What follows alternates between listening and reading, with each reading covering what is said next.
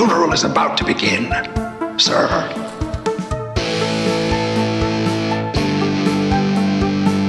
I think we just picked up Dracula. It's got a death curse.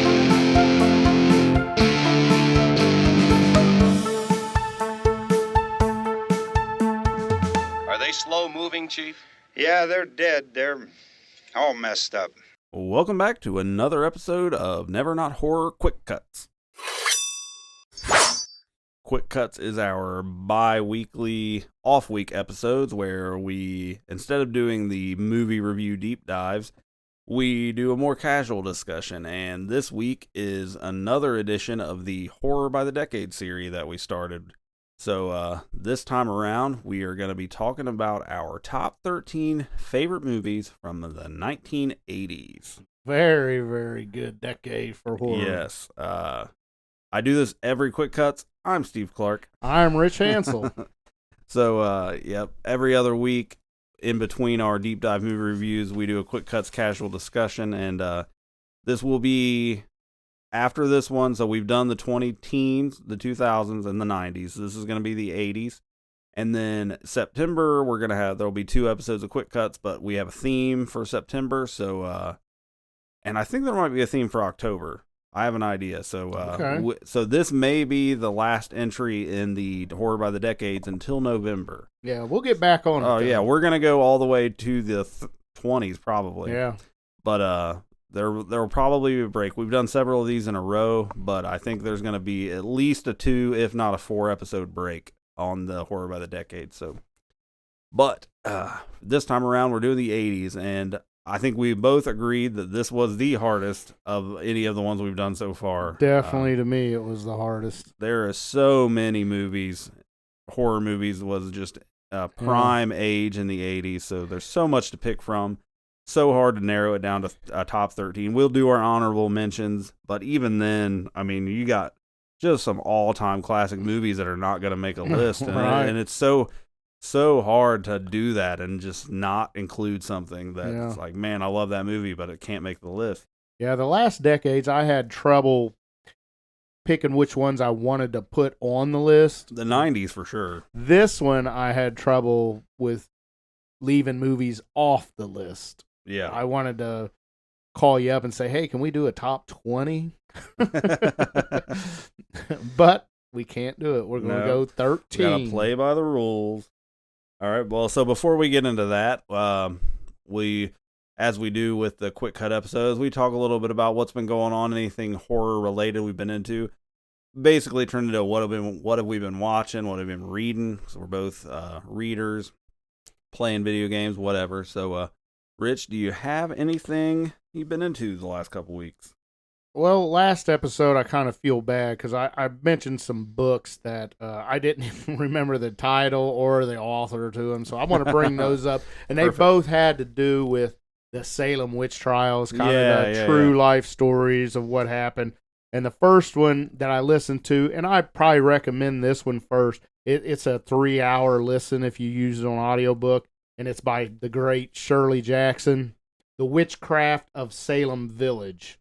So that's a really good one. And they use the stuff they went off of to get factual was, court documents and journals and things like that. So is that, I've never read that. So is that a book, like a fiction, like a story, or is it a non-fiction? It's pretty much a non-fiction. Yeah. It's not fantastical. It's actual events, what happened during the Salem witch trials. Okay. And the 1690s. I mean, obviously Shirley Jackson is a titan of horror literature, but I've only ever read The Haunting of Hill House and We've Always Lived in the Castle. I've read that, but I know that she has a story called The Lottery that's very popular that I've not read yet, but I don't even know that I knew about that. Yeah, very good. If you're interested in witchcraft and that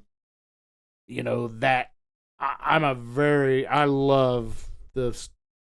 I'm just crazy about, the idea of the Salem witch trials and it's just, it blows my mind. But that's the one I would probably recommend first. And if you find yourself liking that one, there's another one called 6 Women of Salem by Marilyn Roach. and it's 17 hours long. Okay. And that's the one where she deep dives into 6 women that were accused of being witches, and she goes back as far as she can, from even some of them from birth all the way to the time where they died, and even it gets into the family that still exists to this day, you know, and how they're dealing with their ancestor being tried for being a witch. But it's a bit longer. It is, like I said, 17 hours. It's a 17-hour listen, so you're going to have to cut that one into days, where the Shirley Jackson one, it's kind of almost the same thing, except the Marilyn Roach one is a lot more detailed. Right. Okay. But very, very good books and based on fact. I did just finish. I had a free credit for my Audible app.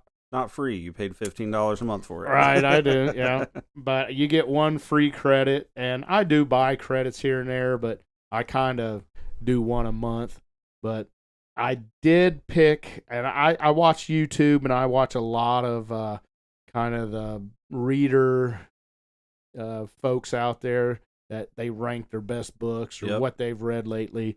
And I watched somebody, I can't remember who I watched, but she recommended This Wretched Valley by Jenny Kiefer, Kiefer.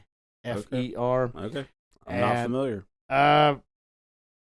It was kind of a young adult book. It read like, I don't think it was supposed to be, but it was kind of young adult read, and I really didn't enjoy it too much. I listened to it in like 3 days. Yeah. Which I mow grass and for about 5 hours a day. So, and I didn't really enjoy it. I was, rooting on it for the end before it did. But I think all readers have been there. I think young people would like it. But it was called This Wretched Valley. Okay.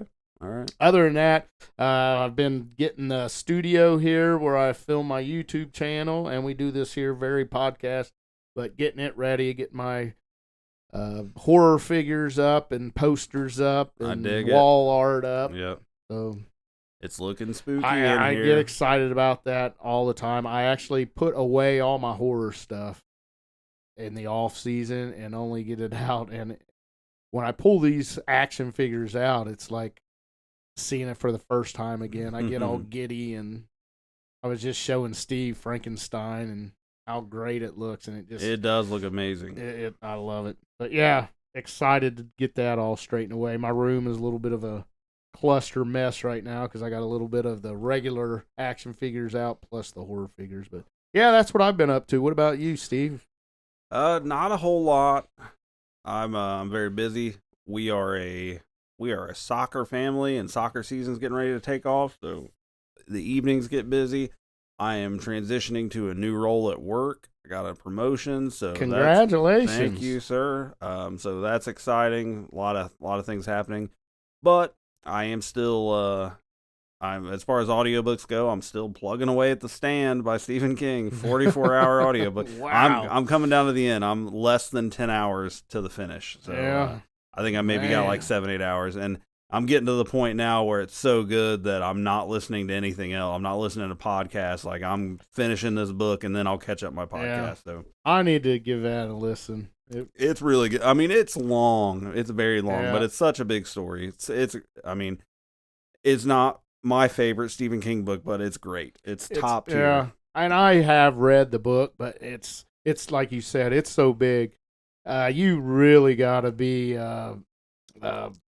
committed because, and I don't think I was. I think I read it and probably, it took me 6 months to read it. Pick it up here for 15 minutes, pick it up there for 10 minutes. For sure. I mean, it's the equivalent of reading it. I mean, the uncut version. So there was a 700 something page version. The original version of The Stand was like 700. But he had to cut a bunch out, and then he re-released it, I think in 1990, as the uncut, author's preferred edition, kind of. Yeah.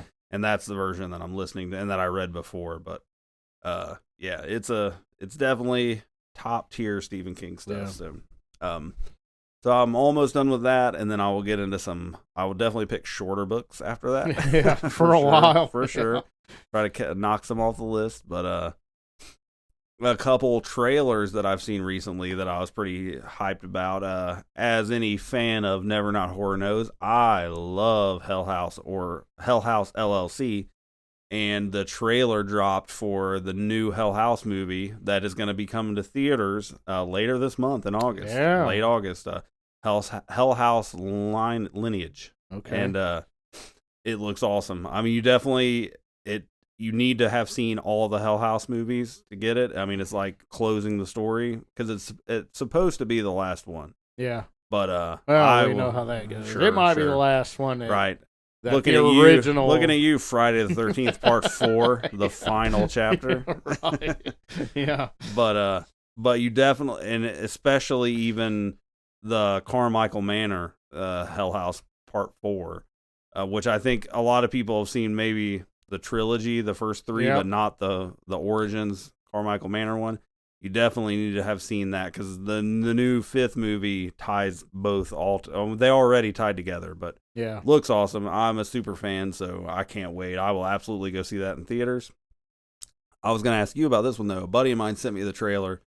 Have you seen the trailer for the new Netflix series for Benicio del Toro's Frankenstein? No. It looks pretty awesome. Yeah, I And love it is- Benicio del Toro. And it looks like it's very much inspired by the book. So, oh, good. Yeah, so you definitely got to check. I'll send you the link to So the is trailer. Benicio del Toro the director, or is he acting in it? Director, I believe. He's not acting in it. I don't know. I'm Okay. not sure about that, but I'm pretty sure he was like the director behind it. Okay. But it's going to be on Netflix, and it's a series, not a movie. Oh, Yeah. So, cool. but it looked pretty cool. Like I was pretty impressed with they appear to be being very true to the book yeah. and not the Universal movie. So, Yeah. so that looks cool. But I'm trying to think. I don't think I've watched anything new. No, actually I did. And this is horror adjacent, more of a thriller. But this movie came out in 2022. My wife and I were trying to find something to watch, scrolling through Netflix. I think it was on Netflix. And there was a movie on there starring Mel Gibson called On the Line, where never heard of it. he plays a radio DJ, sort of not quite shock jock like Howard Stern or something, but more of a sort of like a sarcastic asshole kind of like what was the thing where you could like send a like Ask Nancy or something like some kind of Dear column. Abby or Dear something? Abby, that's Ask Nancy. I don't know where I got that. It was like a Dear Abby thing, but it was like to a sort of a smart ass radio DJ. Yeah. And he was doing that, and it's like a thriller somebody calls in and they have his wife and daughter and tell him to do stuff or they're gonna kill him, and it's Wow. that kind of setup. But it has actually a pretty cool twist. I didn't see it coming. It's pretty cool. It's worth a watch. I mean, Alright. if you have Netflix, which almost everybody does, Yeah. I would recommend checking it out. So, not horror. And I know this is never not horror, but I consider horror and mystery can be horror, or Yeah. thriller and mystery can be horror adjacent. Absolutely, yeah. There's action movies that I wouldn't really Yeah. consider, but you gotta, like Predator. Is It works- Predator horror? I mean, it's aliens. I don't think so. It's cosmic horror. but it creates a nice debate. It does, yeah. Right. Like Aliens. Is that horror? Yeah, I is don't it know. horror? Alien or Aliens? Is Jaws horror? I don't know. Is it animal horror? I don't. Yeah. I mean, It's if Predator's not horror, then War of the Worlds can't be horror. Right. Yeah.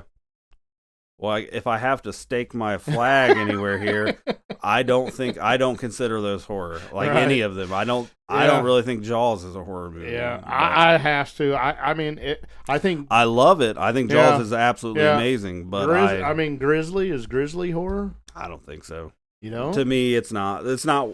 When I think horror, that's not what I think of. So, yeah, but with this series, though, with this decade horror by the decades thing, as we go further back, like you get into something like Godzilla. Is that Yeah. horror? I mean, I think that's a great movie. but monster. It's a monster. So I think it's this weird like double standard where well, Godzilla's a horror movie, but I don't know if Jaws is. So Yeah. I don't know. It's food for thought. Right. All right. Well, on that note, I think we're ready to get into our ratings of our favorite 13 horror movies released in the 1980s. And again, this is our favorite. This is not us saying the best, the worst. Right. This is just the ones that we love to watch, the ones we would go back to over and over again. Yeah, so don't get mad at us. and if any of these have pissed anybody off, this is probably going to be the one that leads the charge, because there's just so much to choose from that, like I said in the beginning, I mean, there's just so much came out in the 80s that you can't have it all. And if we're got to do a top 13, there's going to be stuff that just didn't make the list. Right. And I'm sure we'll ruffle some feathers. I'm sure you're going to ruffle some of my feathers. I have a feeling. Yeah. You might ruffle mine. So all right. So let's get into it. So last time I started, so this time we'll let you go. So Rich, we'll do honorable mentions after. But what is your number 13 favorite horror movie from the 1980s? All right, number 13, I have from 1986, David Cronenberg's The Fly. All right, great movie. It's basically a teleportation gone wrong. A scientist is trying to invent teleportation, and when he gets in, a housefly flies into his pod, and it works. He teleports, Yep. but he starts mutating into this fly. So it's kind of a body horror. Yeah, I was going to say, sci-fi. this is very much a staple of body horror. Yeah, Jeff Goldblum, Gina Davis, Yep. well casted. It is a bit of a remake yeah. from an old 1958 The Fly with Vincent Price. I've never seen the original. But yeah, so I really like it. I love the special effects in it. So that's number 13, The Fly. All right. So my number 13 is, I told Rich before we started recording, I felt like half of my list was like the obvious, of course those are on your list, and then the other half is which niche random ass horror movie from the 80s are you really fond of that just for whatever reason stuck with you. And my number 13 is one of those. I don't think this would make anybody's list, but I love this movie so much.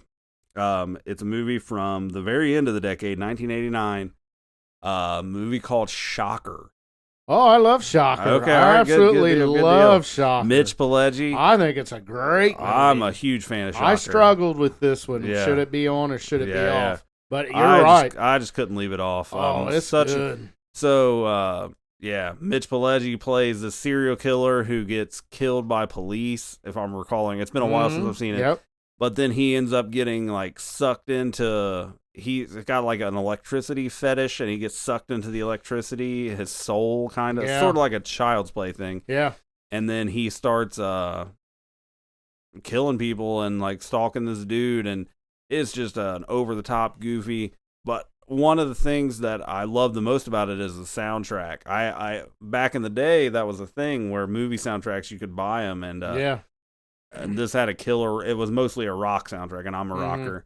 But there was a song written for the movie called Shocker, and it had multiple singers on it, but one of them was Paul Stanley from Kiss, and I'm a huge Kiss fan. So so that bumps it a lot. Like it's got that intro, just Shocker. I love it. But it's a fun movie.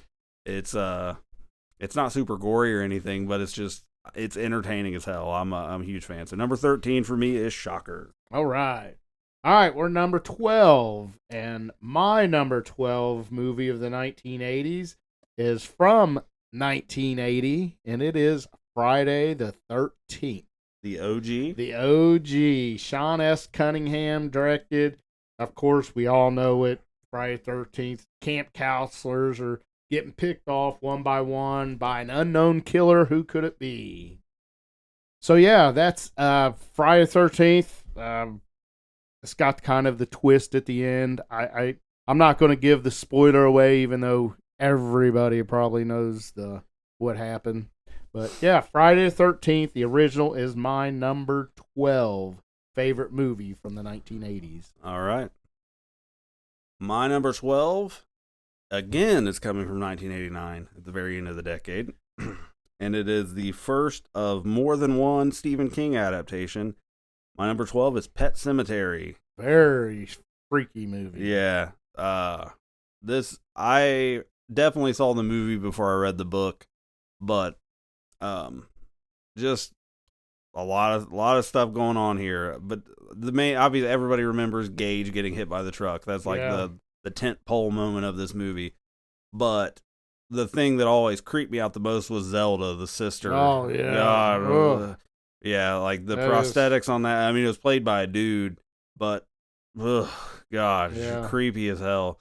But just the whole, I love Judd, the neighbor. Yeah. Don't let him go in the road, Lewis. That guy who played Herman Munster. Yep. I can't think of his name, but Fred Gwynn. Fred Gwynn. Yeah. He was great in it. He's great. Gets the Achilles tendon cut. Oh man. Yeah. Just the whole idea, the book and the movie.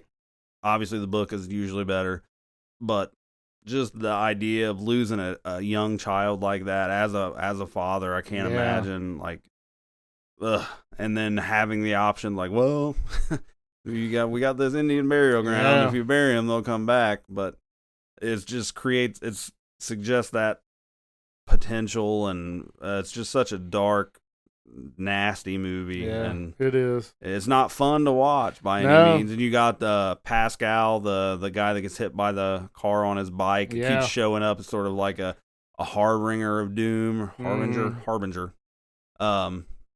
Yeah, such a good movie. Big fan, and not the first time we're going to talk Stephen King in my list. So, my number 12 is Pet Sematary. All right, we are to number 11. My favorite 1980s horror movies, and mine is going to be 1982 Tobe Hooper's Poltergeist. Number 11. They're here. Of course, an all-American family, you know, they move into the house and they get some happy spirits they're conjuring up, and it turns out they're not so happy, a little malevolent. Daughter goes missing. We got a little exorcism in it, like all kinds of good stuff. We got Indian burial grounds in it. We got great stuff in it. Good movie. I wrestled with putting this one higher, but I did rewatch it, and I love it. But there are, to me, 10 other movies I could have put in front of it, and I did. So, but number 11 is Poltergeist from 1982. All right. My number 11 is another one of those, probably won't make a lot of people's list, but I loved this movie growing up so much. It is from 1986. It is a movie called Witchboard.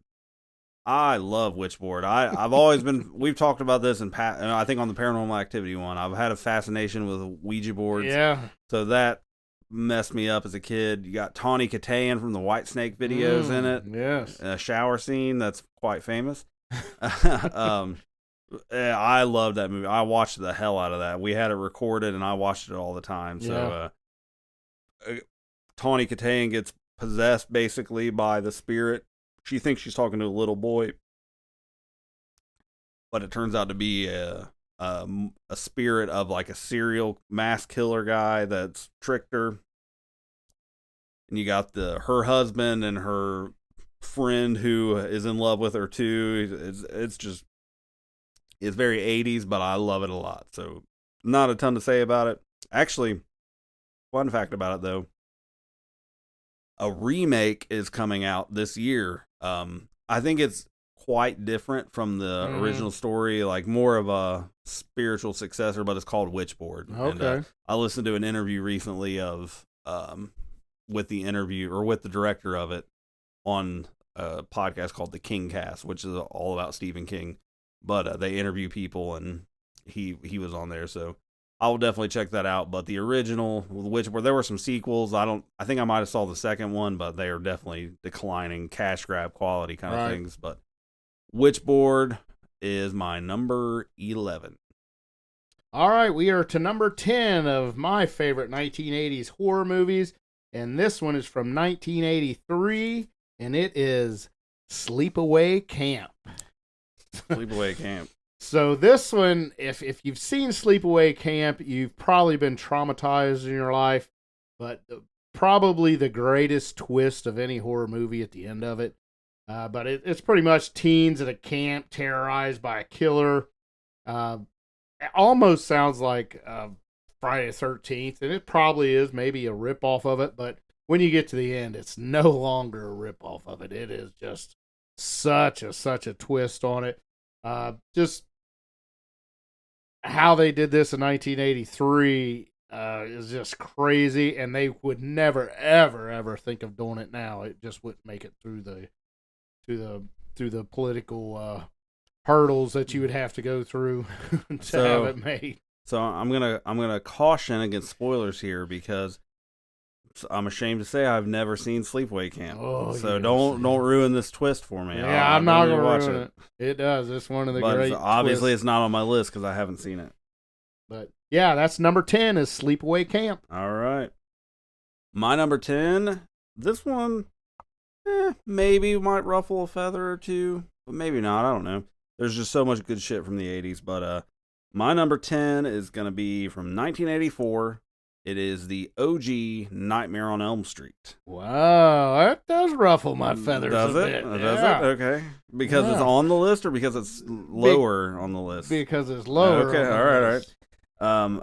Spoiler, it is on my list. Spoiler, all right. Yeah. So it's interesting. Growing up, I watched Nightmare on Elm Street a lot, like all the sequels. I mean, when I was a younger teenager, I don't know if it was just the wisecracking one-liners or something that appealed to me, but the older I get, the less I enjoy Nightmare on Elm Street. But the first one, the original one, doesn't really push the whole funny, sarcastic thing so much. Yeah, and it's clearly. I mean, I really like Dream Warriors, the third one. I think pretty much universally 1 and 3 are the ones that people like the most, but the first one for sure is my favorite. And it's much darker than the other movies.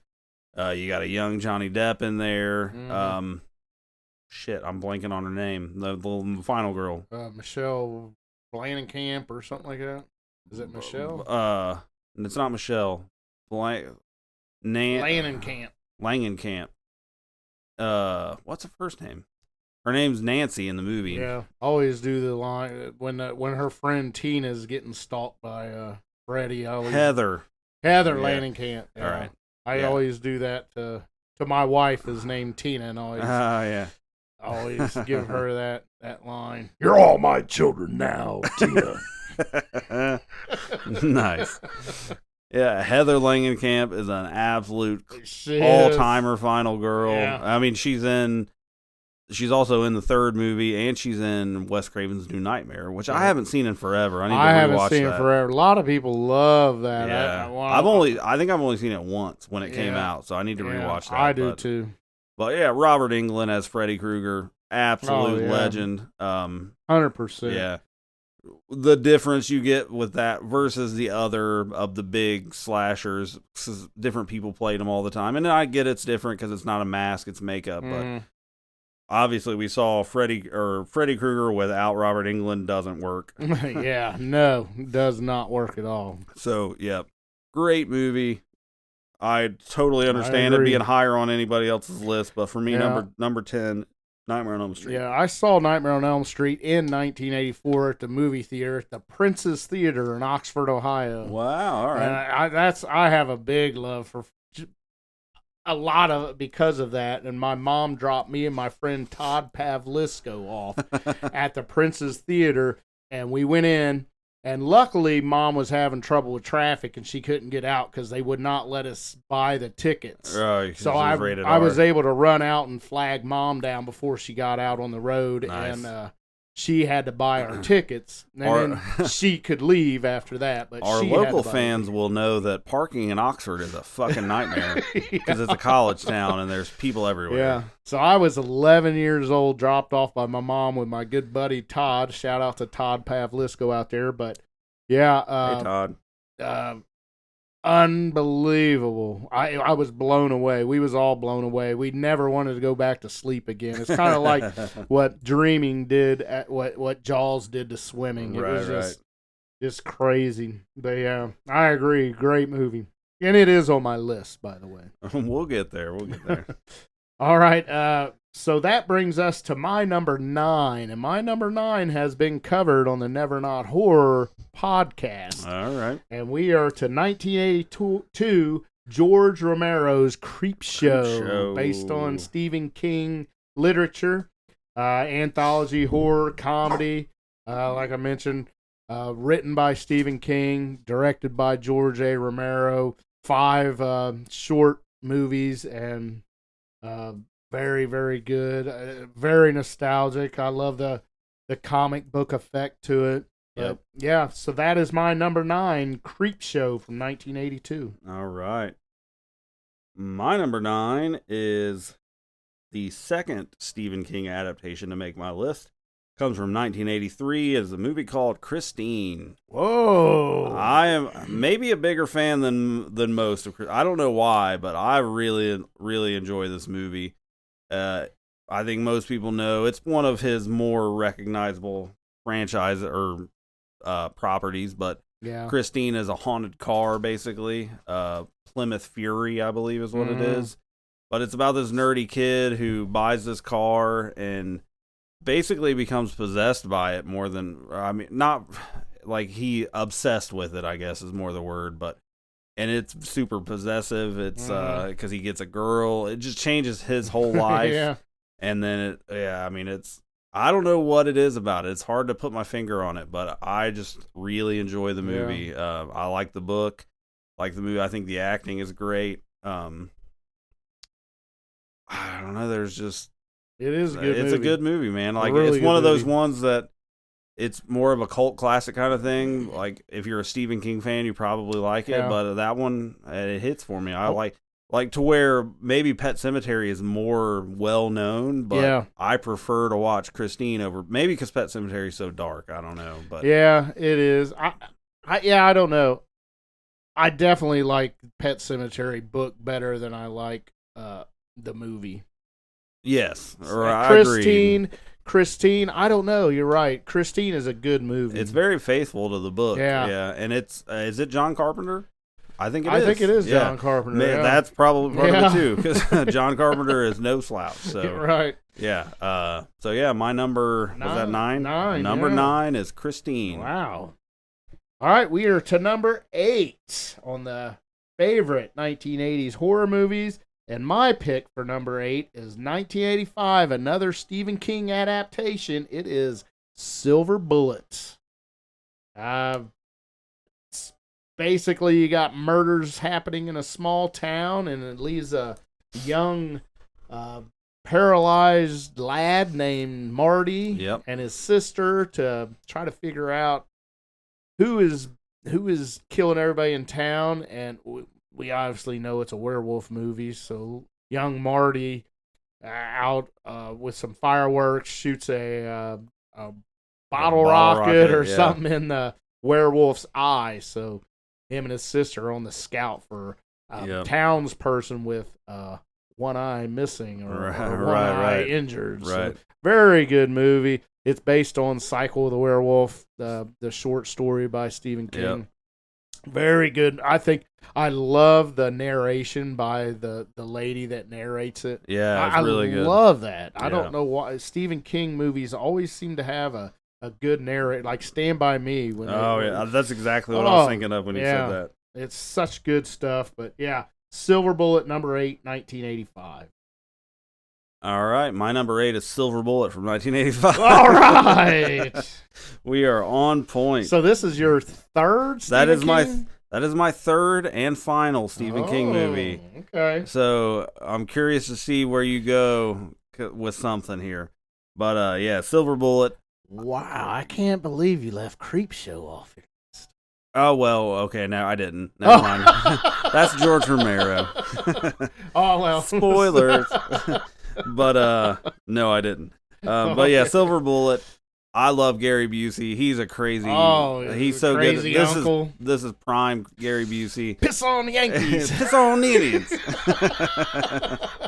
So good. Corey Haim does a good job. Oh, yeah. Interesting background. Like the Cycle of the Werewolf book was originally presented to Stephen King. Somebody was wanting to do a calendar, and they wanted to do like every month like a werewolf thing. And they asked him to write like a little snippet for each month, and that's how it started. Really, I didn't know that. And if you read the book Cycle of the Werewolf, each one gets longer. It's like you can see it happening to where about halfway through the year he's like, "Fuck it, this is a book." So they just get longer and longer, and you get the recurring story with Marty. Yeah. But yeah, so good. It is. One of my all-time favorite werewolf movies. Top 5 for sure, maybe And top 3. Easy watch too. Oh, yeah, it's yeah. so easy to watch this. You get so into it. The character development's so good, and Right. without having to do a whole lot with it. The brother-sister relationship Oh yeah, is very yeah. realistic. Like, yes, I grew up with 2 sisters, and I have 2 daughters and a son, so seeing them interact together, that's so real. Like the way Corey Haim, and I don't know the actress's name, but his sister, she is so good at this. yeah, and just the goofy Uncle Red, so good. I'm a big fan. So I am as well. So I'm in the agreement with you. My number 8 is The Silver Bullet. All right, that brings us to number 7, and on my list at number 7 is this one's probably going to ruffle some feathers, I would say, but I don't think Steve's feathers will be ruffled. But it's hard to ruffle my feathers. It is from 1982, and it is Friday the 13th Part 3. Oh, okay. Yes, Jason gets his hockey mask. He sure does. I love this movie. I love the campiness to it, and that doesn't take itself serious. It's not my favorite from the franchise. If you want to find that out, go back to Quick Cuts episode number 1. Right, correct. Yeah. For our favorite Friday the 13th films. But really love it. Basic, it's the 3rd installment of the Crystal Lake saga. You get the young counselors again come in, and this time, instead of like the previous number 12 on my list was Friday the 13th, the original. So this one is a little bit different, but I don't want to spoil it for anybody if you haven't seen it. I'm sure you have, but very good stuff. Friday the 13th, Part 3, which was also filmed in 3D, and I have never seen it in 3D. Me neither. But you can totally tell what is in 3D when you watch it. But. Yeah, they definitely do let you know that. But yeah, Friday the 13th Part 3 is number 7 on my favorite 80 horror movies. All right. That brings me to my number 7, and not quite a match, but very close. My number 7 is from 1981, Friday the 13th Part 2. Yeah. So that leads me to believe that this is higher on your list. Because I know a little something about you. Because I listened to Quick Cuts episode 1. But anyway, yeah, this is... So Friday the 13th Part 3 barely missed my list. It was number 14. Yeah. But Part 2 is my favorite Friday the 13th movie. We talked about it. I won't get too much into it. Just go back and listen to that other episode. But Sackhead Jason is my jam. The kills, the stuff you don't see come, like, you're going to kill the guy in the wheelchair? Yes, we are. Right. I'm a big fan.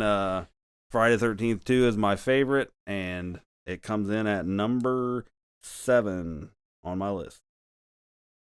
All right, that brings me to number 6 on the 1980s favorite horror films, and mine is from early in the decade, 1981, Sam Raimi's The Evil Dead. Ooh, all right. So really like this movie. It's basically 5 young, I guess they're adult. I don't think they're teens anymore. 5 young adults go to a cabin for a kind of a fun getaway, and they go to a cabin, and they kind of awaken some evil demons that can possess. They read the Necronomicon. Necronomicon down in the basement they find it under the basement of this cabin, and all hell breaks loose. And I can honestly say I did have this higher on my list. When I say higher, closer to number 1 on this list. And I rewatched it a couple times, and I redid my list and dropped it down a little bit. I really, really, really love the first half of this movie. Yeah. A lot more than the second half. I do like the second half, don't get me wrong. I do like it. But that first half, man, it just, that building the characters up and looking through this creepy cabin and the ongoings of things, and I really like the first half a lot better. So, but I will say it was higher on my list, and I kind of backed it down a little bit, but still a great movie. But yeah, 1981's Evil Dead is number 6 on my list. All right, well, I think this one will ruffle some feathers. My number 6, so it didn't even make my top 5. This is a movie that regularly pops up on people's favorite horror movies of the 80s, or favorite movies in general, or favorite horror movies of all time. But for me, it's going to come in at number 6. It's from 1982, The Thing by John Carpenter. Okay, yeah. So I think the driving force here that puts it a little lower on my list is that somehow I never watched this growing up. So I'd never seen it until maybe 2-3 years ago. And I really like it. I mean, I appreciate everything it does. Practical effects are amazing.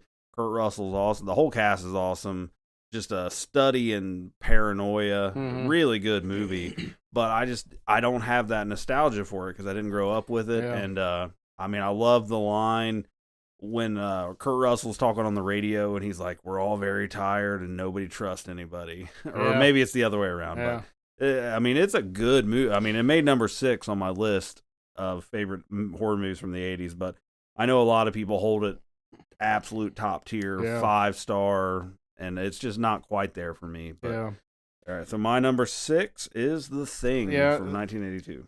I want to add on a little bit to The Thing. This was, if you listen to the podcast regularly, when I was very young, probably 1984, maybe 10 or 11 years old, we got the Laserdisc player, and it was all movies from the early 80s or before. And when I mean early 80s, it was 81 or 82. There was no 83 movies. Maybe there was, but I can remember 81, 82. Well, this was one of them. And unfortunately for this movie,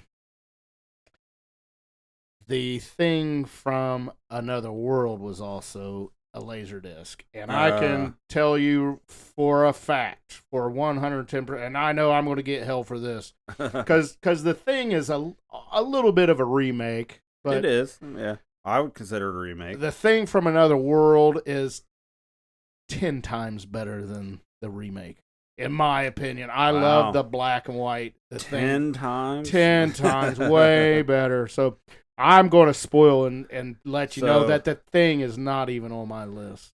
So is this a spoiler that when we get to the 50s in our decades ranking, that one's going to be really high? It's going to be really, really high, if not number 1. All right. Yeah. Have you ever read the book? I have not. I have read it. It's all right. Yeah. I don't know which movie. I've never seen The Thing from Another World, so when we get to the 40s and 50s, I have some research. You're going to be pleasantly surprised. All right. I'm telling you. Now, I also will say that The Thing is getting love 20 years afterwards. Yeah. I know we're, I don't know, probably close to 50 years now, but yeah, it was a box office disaster. Yeah. John Carpenter almost lost his job from The Thing. It got destroyed by critics. A cult classic. Nobody watched it. And I'm still in the camp. I'm not in the camp that it sucks. Don't get me wrong. Right. But it's not my top 20 1980s. Nah, wow. That's even that'll ruffle more feathers than I did. I had it at number 6. They're probably going to come at me right. with steaks and Canceled. but yeah. All So, right. but I can see why people do that. I knew that about you, that you weren't a fan of The Thing, so I'm not surprised it's not on Yeah. your list. But not even top 20. That's bold. All right, we are to the top 5. All right, yep. Top And- 5. And my number 5, 80s horror, is probably a classic. I think it's going to be on a lot. It would be on a lot of people's lists. Not surprising. Also a Laserdisc movie. 1981's An American Werewolf in London. All right, yeah. So John Landis directed. It's about 2 Americans. They get attacked by a werewolf while on a trip across Europe, and they happen to be in London at this time. And one is killed, and the other is maimed and bitten, and is going to be transformed into a werewolf and dealing with that. But very good very well acted movie. There is a shower scene that as a 10-year-old kid, I watched all the time. There's a little bit of nudity in there. Uh-huh. But, yeah. Number 5 is An American Werewolf All in right. London. All right. My number 5 is a movie you've already mentioned. It's the movie that I forgot was Stephen King related. So 1982, Creepshow is my number 5. I gave it 4 stars when we did our deep dive review. I love Yeah. Creepshow. Huge. I gave it 4 stars as well. Yep, I'm a big fan. I love Creepshow. If you want more, go back and listen to the Creepshow episode because we cover it in depth. So Very, very good movie. George Romero and Stephen King, you can't go wrong. absolutely not. And I like Creepshow 2 also, but it did not make well. Also 80s, but it did not make well. Mine neither. So yep, number 5 is. I got the hiccups. Number 5 is Creepshow from 1982.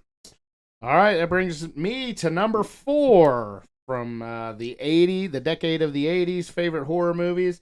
And this one I'm sure is going to be on your list somewhere, but it is 1985's Day of the Dead, George Romero. Yep. Very good movie. Another easy watch for me. You got some scientists and some military personnel have to work together to try to take on the zombie apocalypse. Just a very good movie. Kind of I guess it is a sequel to Dawn of the Dead. Yeah, it's Night of the Living Dead. Yep. It's George Romero's zombie trilogy. At the time, it was a trilogy. Yeah. So very good movie. I love it. Again, easy watch. Highly recommend it. But number 4 is George Romero's 1985 Day of the Dead. All right, my number 4 is along the same lines, but not quite the same movie. My number 4 comes from 1985, and it is The Return of the Living Dead. Okay. You could make the case this is a horror comedy. It's got funny elements, but it's a zombie movie. I do believe, and diehards will probably have issue with me saying this, but I believe this is either written or I'm not sure what the association is, but John Russo, who co-wrote or co-produced whatever Night of the Living Dead with George Romero. So this is kind of his spin-off of Night of the Living, like it was his sequel to Night of the Living Dead. But you got zombies that can talk. The first, I can say this is the Linnea Quigley is in this movie, and that is the first fully naked woman I've ever seen in my life. Yeah, she is built. Yeah, she there's the absolutely famous scene where she strips completely nude and dances in the cemetery before the zombies come up. So that was the first fully naked woman I ever saw in my life on video, and it's just like I said, you got zombies talking, the just goofy funny shit with the there's a scene where the zombies have killed paramedic drivers that show up, and then one of them gets on the intercom and he's like, "Send more paramedics."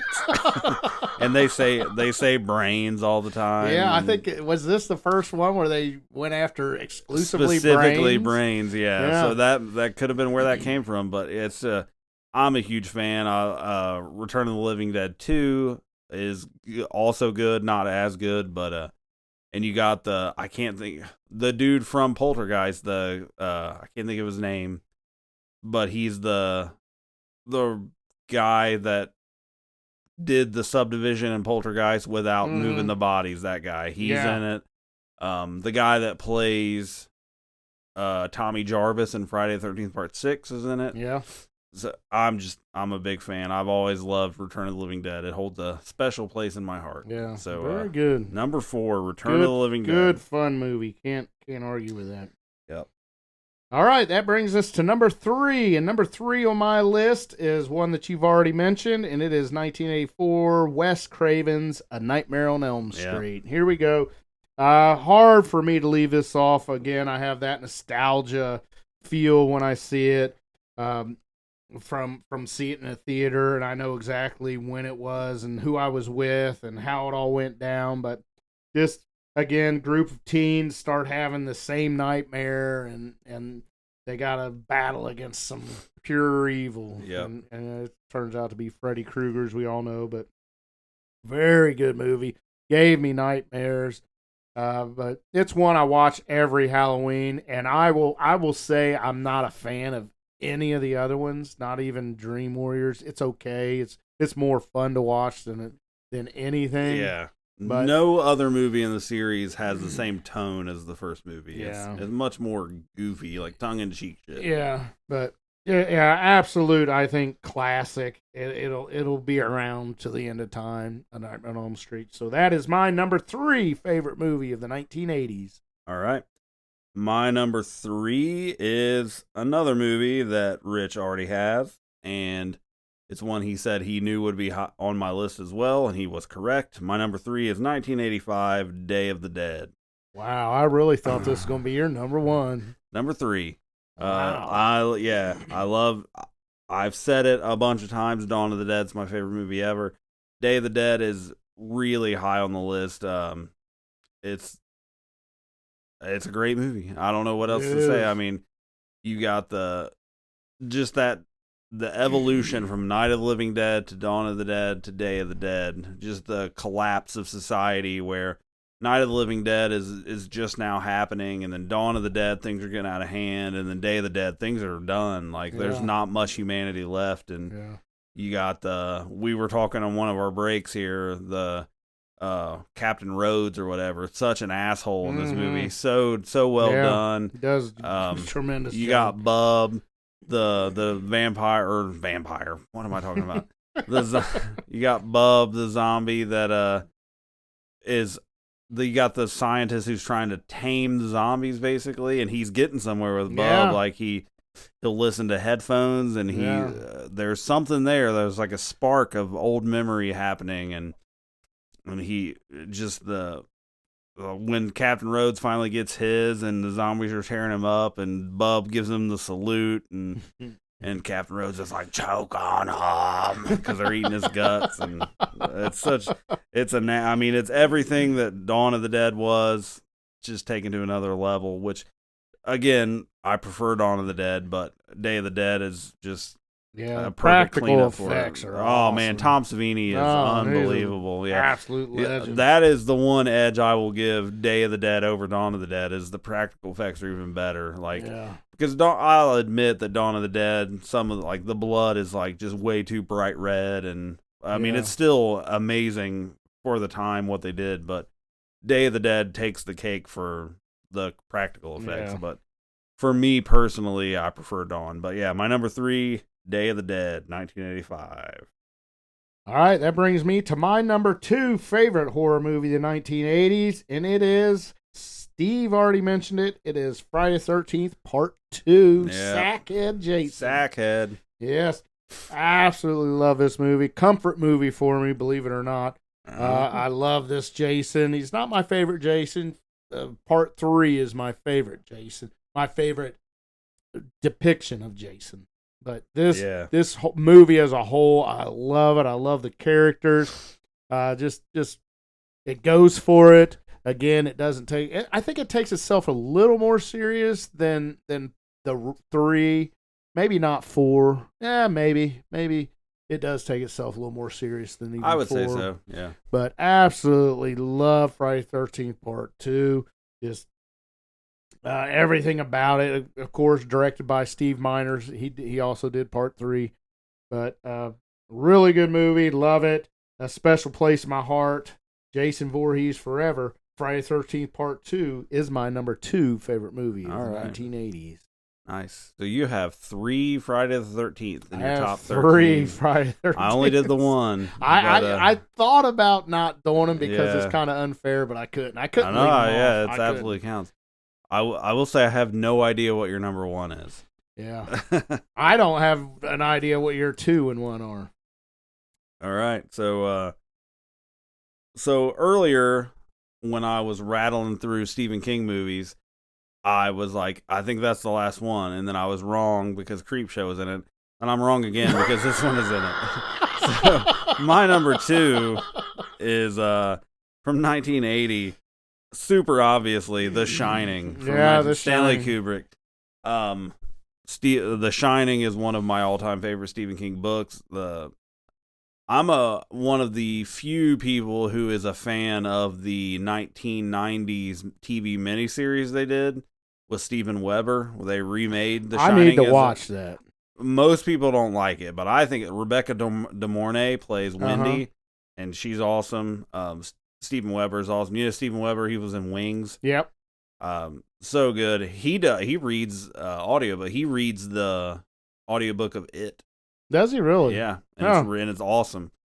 So, but yeah, I'm a huge Stephen King fan, so I know all about the Stephen King did not like the movie version that Kubrick did. It's very, very different from the book. Yeah, I've heard some stories about that. I heard that Stephen King didn't like the movie, but I also heard that like he came to the set at one point and Stanley Kubrick kicked him off the set. So that may be true. That may be a reason why he doesn't like it, because he don't want to give. Maybe, but it is. I know in recent years he's come around to it a little bit. Yeah, because he has. The Dr. Sleep movie from Mike Flanagan kind of married the two, his book or his movie, Kubrick's movie, and Stephen King's book with the Stephen King sequel, Dr. Sleep. But it is very different from the book. All right. The miniseries is much more true to the book. Okay. I would probably like it then. It's like 6 hours long. Well, with commercials, it was 6 hours. I think it's probably on YouTube. But anyway, Kubrick's movie is just, I mean, it was one of those comfort movies for me when I was in my late teens and I had the stack of DVDs by my bed or by my TV that I would turn on when I was going to bed. Yeah. The Shining was one of them. That intro score when they're driving through the mountains is so good. Yeah. Jack Nicholson is so deranged. Nicholson does an amazing job in this movie. Yeah. To me, it's just an all-timer. I mean, you could not have it on the list for me. I don't think it's your number 1, so I'm pretty sure it's not on your list at all.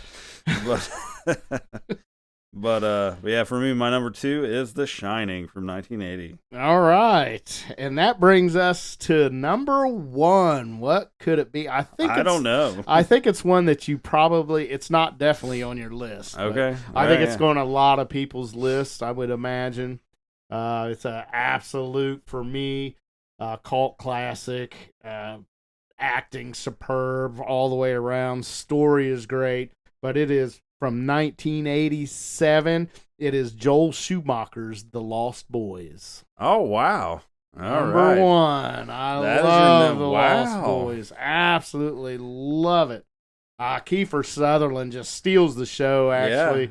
Yeah. Corey Haim's in it. You have Corey Feldman as one of the Frog Brothers. Yep. Just amazing. The 2 teen brothers move into a city with their recently divorced mother. It's their grandpa's house. House, and there's vampires, and the older brother gets starting to change into a vampire, and the younger brother has to use the Frog Brothers, who are young vampire brothers that hide their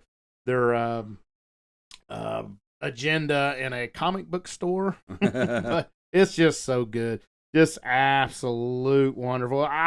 my wife, when I made this list, she said that's easy number one, and I agreed with her. We both love this movie, but I don't think you can go wrong with it. But yeah, number one, easily for me, Wow. is The Lost Boys. Well, I can tell you that my brother will be absolutely delighted. Oh, that you have really? that. He is a huge Lost Boys fan. And he's going to be so disappointed in me that It didn't even make it your didn't list. Make, it Come didn't on, make my top Steve. 3. It's an honorable mention. Jim, you're gonna have to give him a talking to. Yeah, that wouldn't be the first time. But yeah, I'm amazed. I did not expect that at all. Oh, I love it. Oh, wow. All right. Okay, well, that brings me to my number one. And my number one is one that's been on your list already. From 1981, my favorite horror movie from the 1980s is The Evil Dead. Oh, okay. Yeah, I love The Evil Dead. I love The Evil Dead. Yeah, it's a great movie. Bruce Campbell's so funny, so good. He I mean, he is. becomes funnier in the later movies, and I don't prefer that. I prefer his more less like I don't like the one-liners. I like it, but I don't like. I prefer what he was in Evil Dead 1. You. But just honestly, like I think you can almost wrap it to one segment, like in the movie when the first girl finally turns after the tree rape scene and all that. When they're playing, or the one girl's trying to flip cards and guess it, and the one girl, his sister, she's like, Jack of Diamonds, Jack of Clubs. She's not even playing the game. Yeah. That whole scene, and then she stabs the one girl in the ankle with a pencil. Oh, man. And it just goes off the rails from there. But, yeah, The Evil Dead is, man, that movie, I'm a huge fan. I like Evil Dead 2 and Army of Darkness. I like Ash vs. Evil Dead, but to me, I like the remake, and I like Evil Dead Rise. There's not a bad thing in the whole franchise. There's not. This may be one of the best franchises in horror. There really isn't a bad movie. No, you're right. But to me, Evil Dead 1 is far and away the winner. Yeah. Like that's the one I love. So, and when I started to do this list, when I got into it, it's like I just can't like. If there's any 80s movie that you're like, this is the only one you can watch, it's like, well, I want to watch Evil Dead because that's the one. So when I mentioned that I rewatched this and it was higher on my list, I had it at number 2. Wow, and it dropped all the way to 6. When I rewatch, I think it's the claymation towards the end. very end is it kind of lost me a little bit, but man, the lore of it and the cabin and bringing back those fucking monsters. Yeah. The demons. The demons and the first girl, like you mentioned, when she's down in that fucking hole and they got her chained down there and she pops up everyone. It's so creepy. And I was all on board. And it did. Not that it goes awful. Yeah, it gets weird. It gets a little more weird, but when she's sitting in the doorway, cross-legged, she's like, "We're gonna get you." Oh, so creepy. Yeah. And I mean, it is scary. And you can feel the tension and the fear building up. And then it just kind of goes away from a lot of the fear and the scare to me and more effect-driven, special effects-driven movie. Where the first half is just, it's just unbelievable. Yeah. I'm with you. I could have done without the... I mean, I understand what they were doing. Yeah, they went for it. Yeah, they took a swing. Yeah. And obviously it worked. Yeah, and I would have been okay with more of just the practical effects that they had done earlier and just ride that out versus just taking that home run swing that they did and it looked kind of shitty. But which part 2 is all of. right.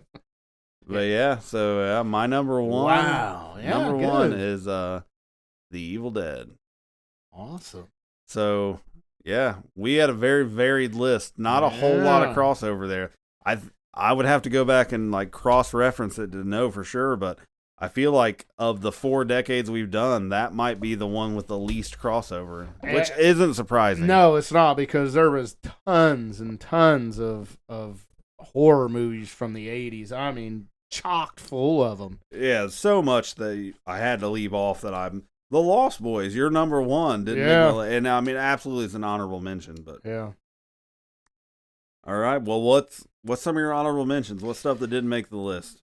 The one that didn't make the list that was and I call them Laserdisc movies, and like I said, Laserdisc was when I was 10 years old. My dad came home with the 60 or 70 Laserdisc movies. Was The Howling, which we did I left that off the list.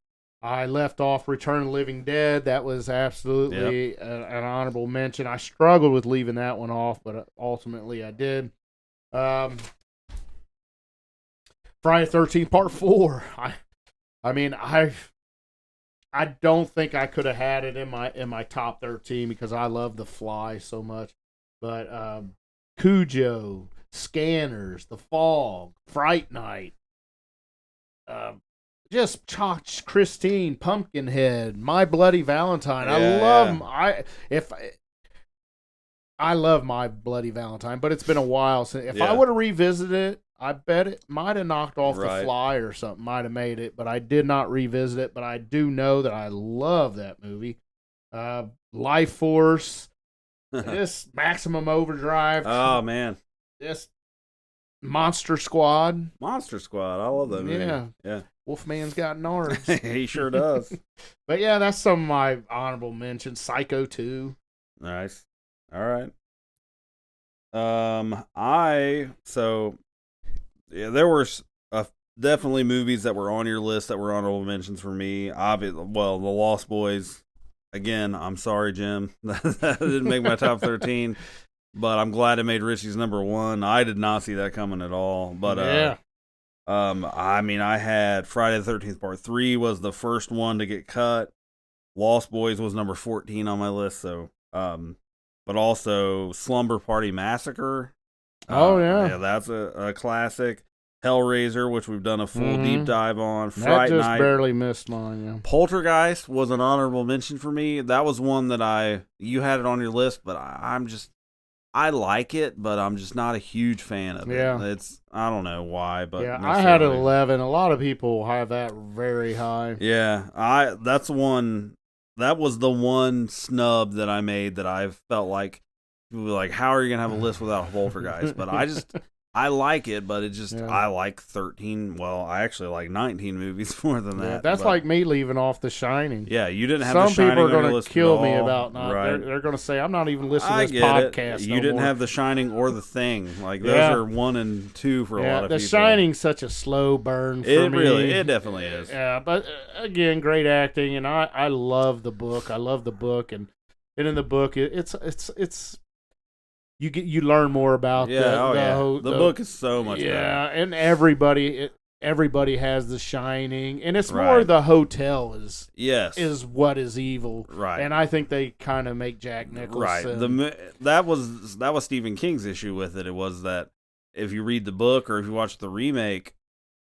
Jack Torrance, the Jack Nicholson character, isn't crazy right out of the gate like that. But in Kubrick's movie, he seems fucked up. Yeah, he's an asshole right out of the chute. immediately. Even if he's not a stone cold killer, he's an Right. asshole. He's Right. got the tendencies. Yeah. So when you read the book, seeing that degrade over time is huge. But what else? Like Night of the Demons. What about I like that movie. What about the Dead Zone? Well, I've never seen that. We Oh talked yeah, about that's that. right. Very good movie. Um, Castle Rock movie. Yeah. The Dead Zone, or not the Dead Zone, Night of the Demons. Have you seen that? Mhm. Yep. That movie is forever etched in my mind because of the scene where she rubs or puts the lipstick through her nipple. Yeah. Oh man. What about They Live? They Live? John Yeah. Carpenter, Yep. Roddy Piper. I Rowdy struggled Roddy leaving that one Piper, off. That yeah. one lives up today, bigger than shit. Yeah.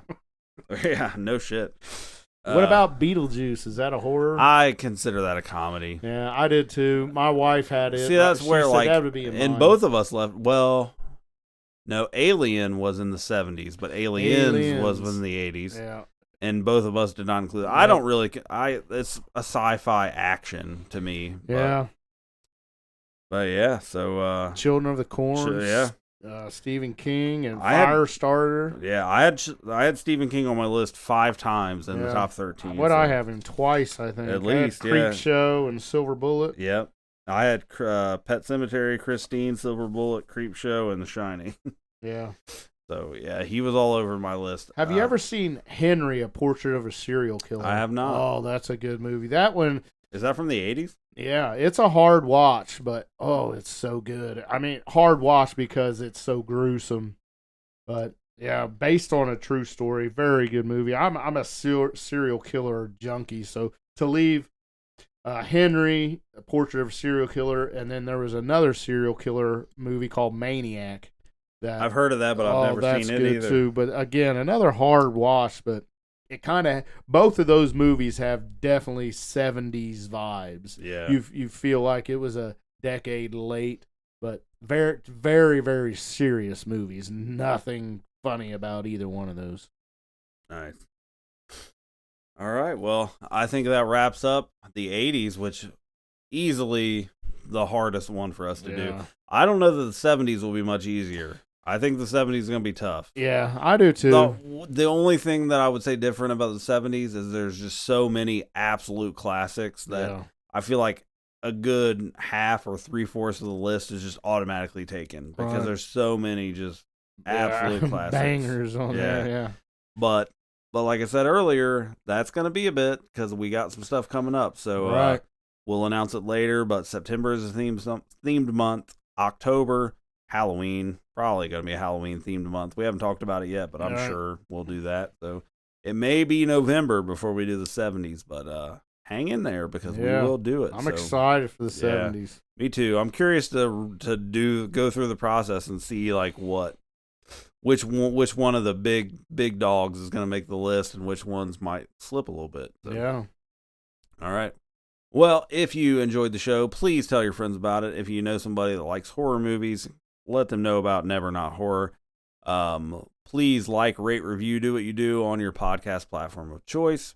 If you want to follow us outside of here, go to youtube.com/Rich Hansel, and you can find his videos there, his channel. If you want to check out my books, go to steveclarkbooks.com. And there's a shop there where you can buy signed copies, or you can go, there's links to Amazon, links to Rich's page. So Yeah, pretty much check those books out. I'm telling you, Steve is an amazing, Yeah, well, amazing thank you, bud. author, and I've read all of them, and I absolutely love all of them. you know, I've been a slacker this year. I have not written much at all this year, the whole year, and it's August. So yeah, I don't know if anything new's coming anytime soon, but I'll get back into it. I hope eventually. so.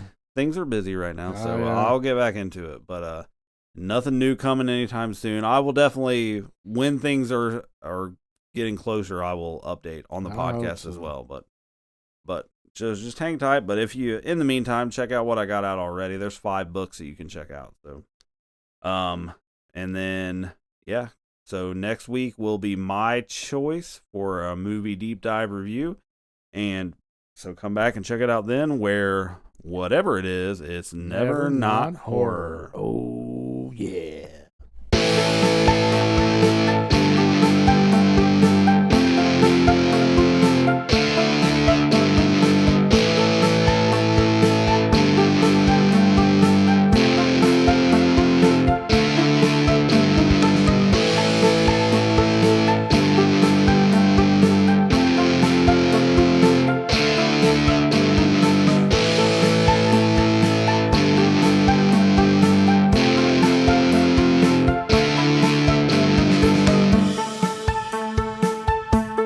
Are they slow moving, Chief?